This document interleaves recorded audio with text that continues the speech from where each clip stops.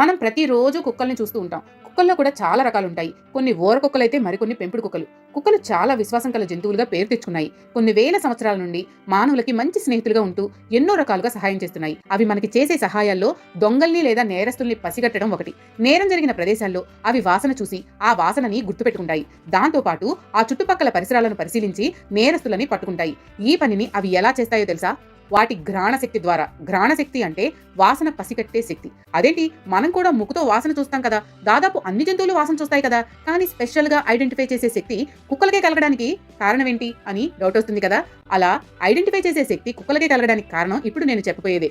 ఇది తెలుసుకునే ముందు మనం మన ముక్కులని పరిశీలిద్దాం. ముక్కు రంధ్రాలలో పసుపు పచ్చగా ఉండే భాగం ఉంది. ఈ ప్రదేశంలో వెంట్రుకల లాంటి సన్నని కణాలు లక్షల కొద్దీ ఉంటాయి. వీటిని కెమోరెసెప్టర్స్ అంటారు. ఆ ప్రాంతంలో మ్యూకస్ అనే లిక్విడ్ ఊరుతూ ఉంటుంది. సరే, ఇక్కడి నుండి ఒకసారి మెదడు దగ్గరికి వెళదాం. మెదడులో ఆల్ ఫ్యాక్టరీ బుడిప ఉంటుంది. దీనికి ముక్కులో ఉన్న కెమోరెసెప్టర్స్ కి సంబంధం ఉంటుంది. మనం దేనినైనా వాసన చూస్తాం, ఆ వాసన కెమోరెసెప్టర్స్ కి చేరుతుంది. అక్కడ ఎలక్ట్రిక్ వైబ్రేషన్స్ లేదా విద్యుత్ కంపనాలు పుడతాయి. అవి ఆల్ ఫ్యాక్టరీకి చేరతాయి. అలా చేరినప్పుడే ఆ వాసన ఏంటో మనం గ్రహిస్తాం. అంటే వాసనలు చూసే శక్తి ఆల్ ఫ్యాక్టరీ బుడిపది అని అర్థమవుతుంది కదా. ఇది ఎంత పెద్దగా ఉంటే వాసనలు పసిగట్టే శక్తి అంత ఎక్కువగా ఉంటుంది అన్నమాట. ఇక కుక్కల విషయానికి వచ్చేద్దాం. కుక్కల మెదడులో ఈ బొడిపే చాలా పెద్దగా ఉంటుందని సైంటిస్టులు తెలుసుకున్నారు. అందుకనే కుక్కలకు ఘ్రాణ శక్తి ఎక్కువగా ఉంటుంది అని అంటున్నారు. సృష్టిలో కుక్కలకి ఉన్న ఈ స్పెషాలిటీ మీకు కనుక అర్థమైతే ఒక లైక్ కొట్టి అందరికీ షేర్ చేయండి.